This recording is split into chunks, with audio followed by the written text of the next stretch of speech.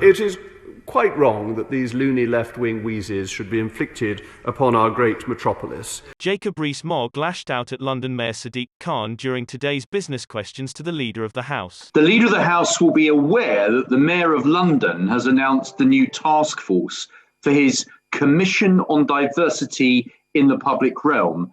And unsurprisingly, it seems to be made up almost entirely of left-wing political activists, campaigners and celebrities instead of historians and experts.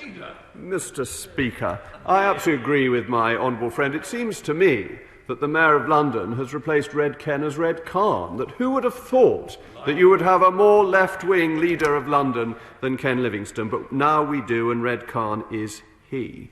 It is quite wrong that these loony left-wing wheezes should be inflicted upon our great metropolis. And I think the Mayor in his zeal is potentially treading on the toes of councils anyway, that the councils have the right to name streets by and large, not the Mayor of London, and I don't think he should interfere in things that are not his responsibility.